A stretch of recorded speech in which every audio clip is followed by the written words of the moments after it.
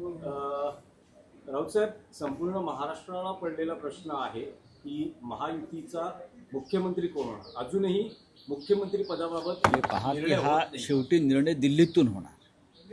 महाराष्ट्राचा मुख्यमंत्री हा खरं म्हणजे महाराष्ट्रातच ठरायला हवा. शिवसेनेच्या बाबतीत म्हणजे आमच्या हे पथ्य आणि परंपरा आम्ही पाळली, पण मोदी आणि शहा हे मुख्यमंत्री ठरवणार असल्यामुळे हा मुख्यमंत्री हा दिल्लीतून ठरेल आणि जो कोणी असेल तो त्यांना आज उद्याकडे जाहीर करावाच लागेल ना. त्यांच्याकडे प्रचंड बहुमत आहे, त्यांना बहुमतासाठी कुठे हात पसरावे लागणार नाही. स्वतः भारतीय जनता पक्षाकडे 140च्या आसपास आमदार आहेत.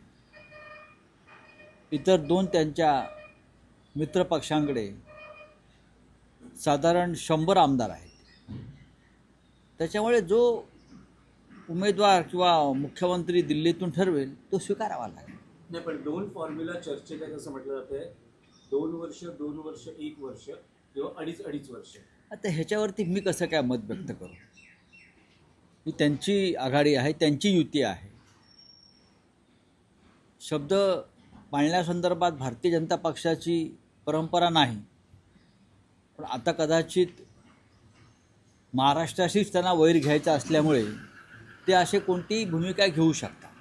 पण राऊतसाहेब, एक असं म्हटलं जातं आता महायुतीचं जसं महाविकास आघाडीचं आहे, पराभवाचं चिंतन होतंय. त्यात पराभवाचं काँग्रेसमध्ये हा काय आहे, नाना पटोले यांच्यावर खापर फोडलं जात आहे.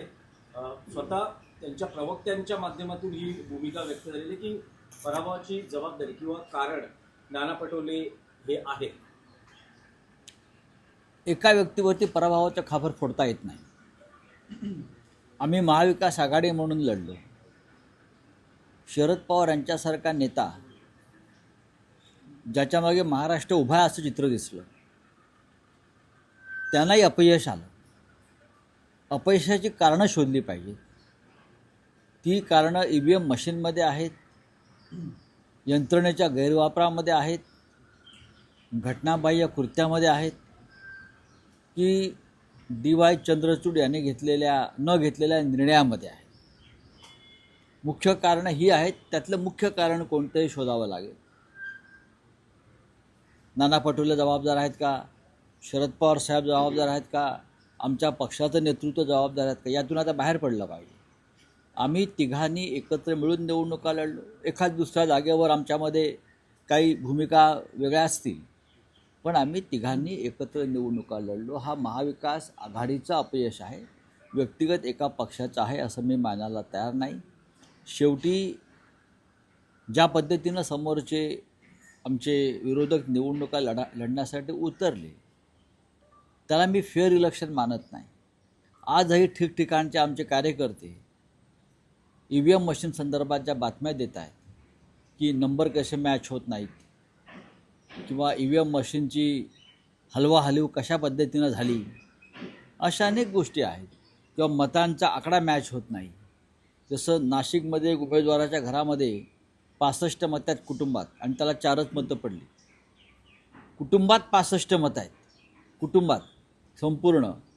त्याचे काही कार्यकर्ते असू शकतात प्रमुख, त्याच्यावर काम करणारे, आणि तो एका राजकीय पक्षाचा उमेदवार आहे. त्याची बायको, त्याची आई, त्यांची मुलं, त्यांचे वडील, बहिणी हे एकत्र आहेत आणि त्यांना 4 मतं पडावीत, हे जरा गडबड आहे या सगळ्या ह्याच्यामध्ये. डोंबिवलीमधल्या आमच्या लोकांना लक्षात आलं की EVM मशीनचे नंबर मॅच होत नाही आणि त्याच्यावरती आक्षेप घेतल्यावरती तो आक्षेप मानायला निवडणूक आयोगाचे लोक तयार नाहीत. हे महाराष्ट्रात ठिकठिकाणी घडल्याचं स्पष्ट होत आहे. ठाण्यातून EVM मशीन 2 दिवस आधी मतदान झाल्यावर किंवा आधी संभाजीनगरला नेल्या टेम्पोतून असं समोर आलं आणि परत त्या तिथे काहीतरी फिडिंग करून परत ठाण्यामध्ये आणल्या गेल्या आणि त्यातून अनेक ठिकाणी त्या मशीन्स डिस्ट्रीब्यूट झाल्या. अशा प्रकारच्या बातम्या आता समोर आलेल्या आहेत आणि पुराव्यासह समोर आलेल्या आहेत. चांदिवलीमध्ये सुद्धा अशा प्रकारच्या काही घटना घडल्या. नाही ते दिलीप लांडेंनी असं कोणतं कर्तृत्व गाजवलं की त्याला जवळजवळ 1,40,000 मतं पडावीत.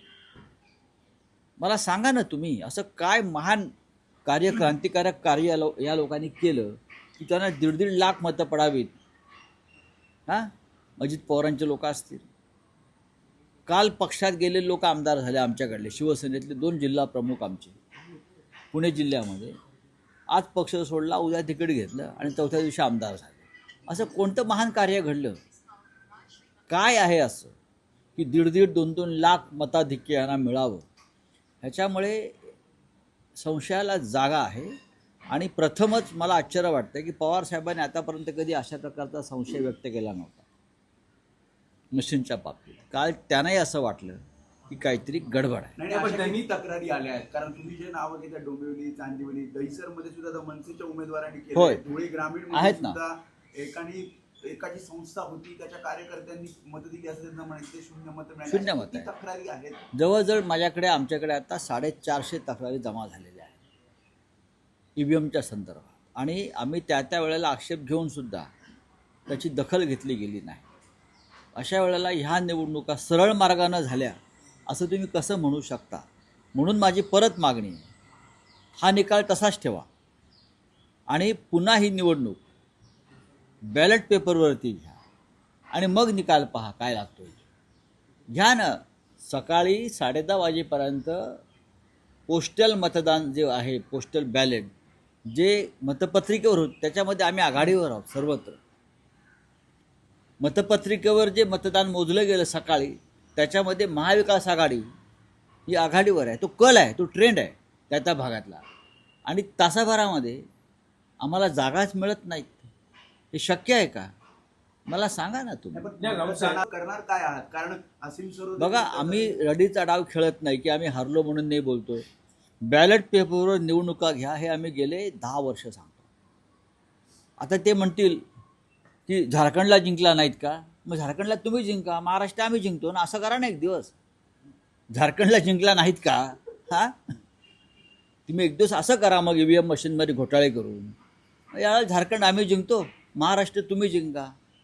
आता उत्तर प्रदेश बरोबर एखादं लहान राज्य असेल ना कुठलं, तर ते लहान राज्य विरोधी पक्षाला जिंकायला देतील EVMच्या माध्यमातून आणि उत्तर प्रदेश, बिहार ते जिंकतील. पवार साहेबांनी व्यक्त केलेली शंका जी आहे, प्रथमच त्यांनी अशी शंका व्यक्त केली. राऊत साहेब, भाजपच्या इतक्या मोठ्या यशाचं सूत्र हे प्रादेशिक पक्षांमधली मतविभागणी, मग शिवसेना असेल किंवा NCP असेल. शिवसेनेची 2 गटांमध्ये विभागणी, NCPची 2 भारतीय जनता पक्षाचं अनालिसिस केलं नक्कीच आहे. त्या पद्धतीनं सुद्धा केलं आणि काही तांत्रिक बिघाडसुद्धा, घोटाळेसुद्धा केले. फोडा झोडावर राज्य करा, डिवाइड अँड रूल. हे काय म्हणतात, एक आहे तो सेफ आहे.